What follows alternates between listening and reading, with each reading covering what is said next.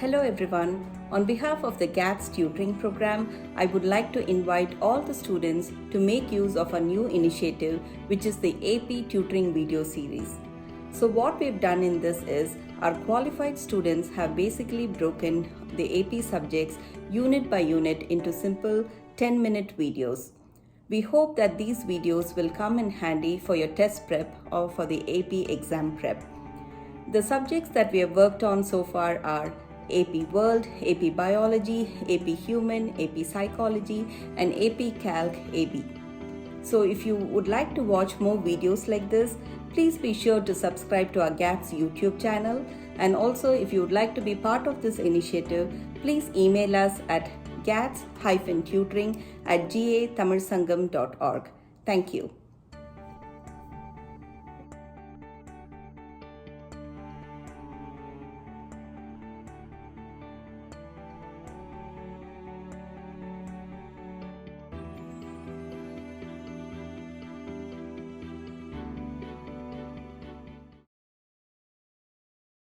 Good morning, welcome back to Watch Before You Take. In this series, we're going to be talking about AP World History, Unit 1. I'm Sudhiksha Sundrakanabady, and let's dive right into it. So, what we're going to be talking about is the modern key takeaways in the period 1200 to 1450. So, the main thing that happened during this was the spread of religion. So, religion was a unifying force at this time. It was the way that all these different countries united together and they were unified. So the spread of religion was through trade. As trade increased, religion was spread through these trade routes. And in East Asia, there was the development of Neo-Confucianism, which solidified their cultural identity. Then we have Asia and Africa, in which Islam created a new cultural world called Dar al-Islam. And you can see that on the picture to the right. And it transcended political and linguistic boundaries, since you can see that it's crossing over different continents. And then last of all, we have Europe. So Christianity and the Catholic Church served as a unifying force for this continent. And what the main point that we need to know through this is that religion was a way that people could relate to each other and have the same goals, the same customs, the same beliefs. It's a way to really unify and get the entire country together. And it also solidifies the person in power, because if they practice the religion that the people of the country practice, then it will solidify their power and give them the power and status that they need to rule.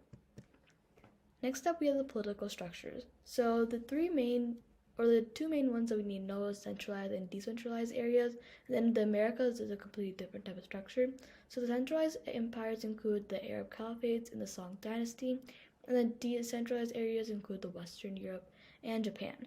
So centralized empires are basically where the power is consolidated into one specific set of area, and is built on successful model of the past. Then we have decentralized areas, which was unique to Japan and Western Europe, and it was developed a new political organization called feudalism.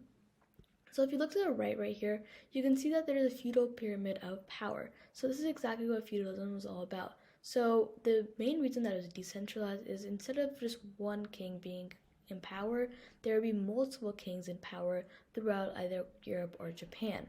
So how this works is the king lends land to the nobles, and then the nobles lend land to the knights, and then the knights lend land and protection to the peasants. And in return, we have the peasants who give food and services to the knights, and then the knights give protection and military service to the nobles. And then last of all, we have the nobles who give their money and knights to the king in order to protect him.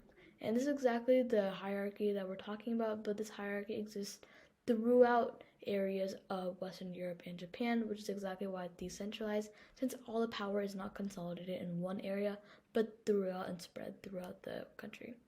Next up, we have the Americas. So the Americas included the Incan Empire and the Mississippians, and the Incan Empire was in the Andes and the Mississippians were in North America. And this was a new large-scale political structure.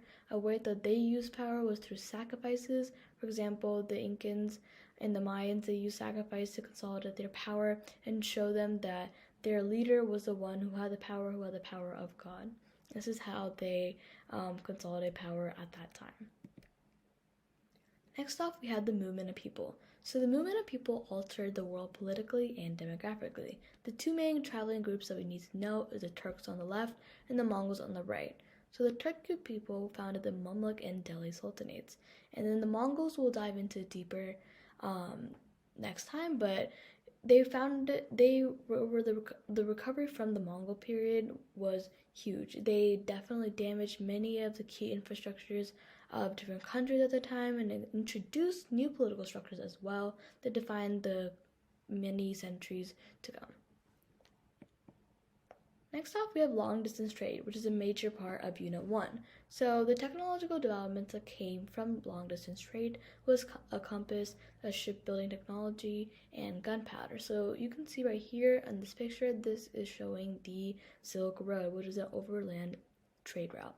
And throughout these trade routes were these new technological developments that were traveling through these other caravans or whichever one that was happening at that time.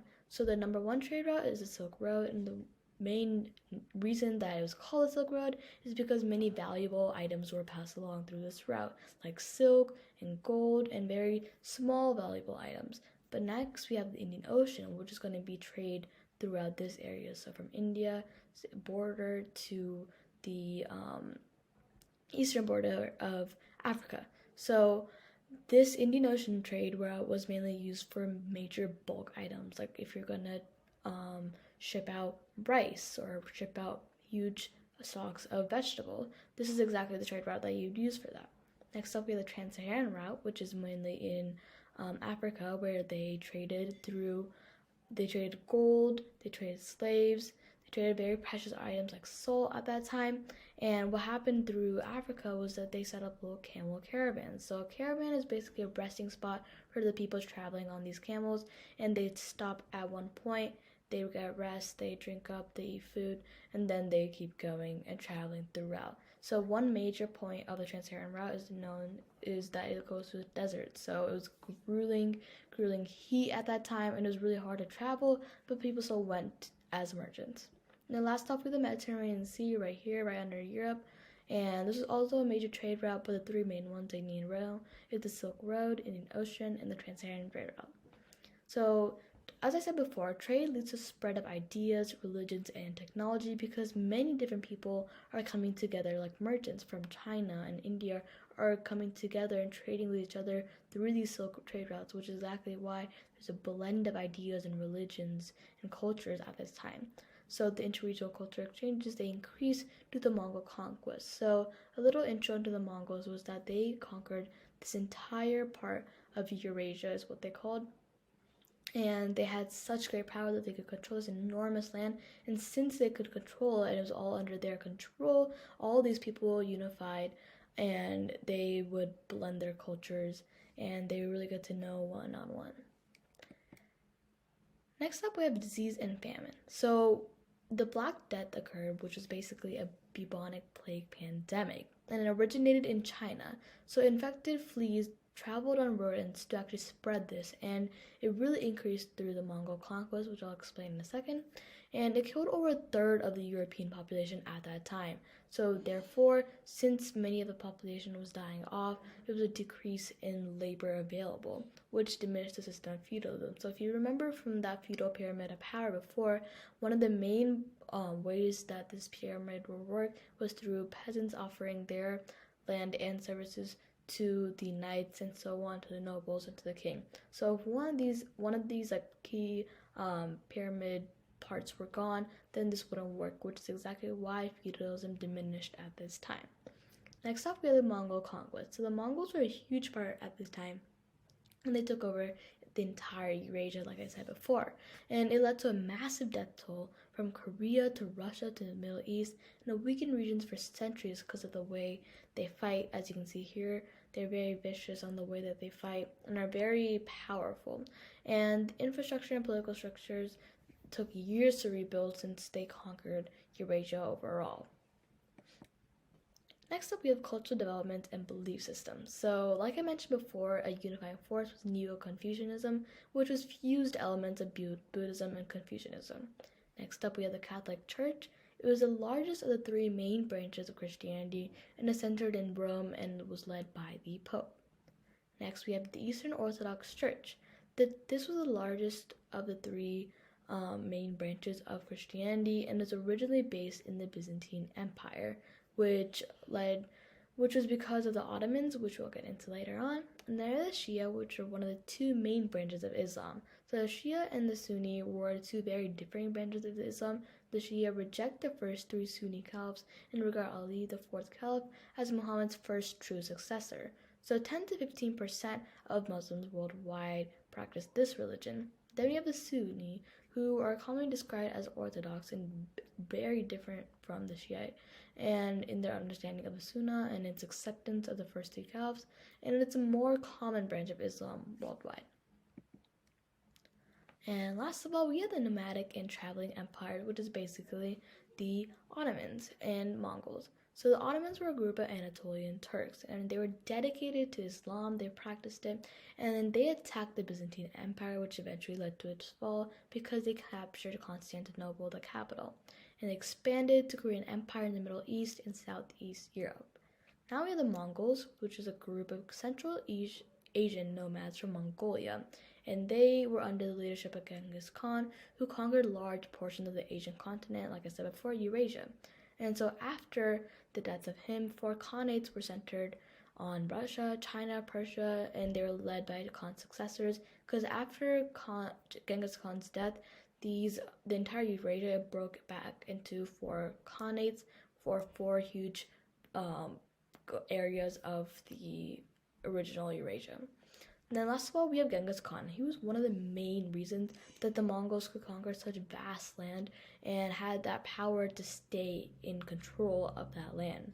So he was a Mongol clan leader who united all the clans in the first place and made the Mongols the most feared force in Asia, which is why they had control over this much land for this much time. In the Mongol Empire, it expanded greatly into China, Persia, Central Asia, and Tibet, and the sons ruled the following four khanates that came to be. So this is it for AP World History 101. Thank you so much for watching, and I'll see you next time.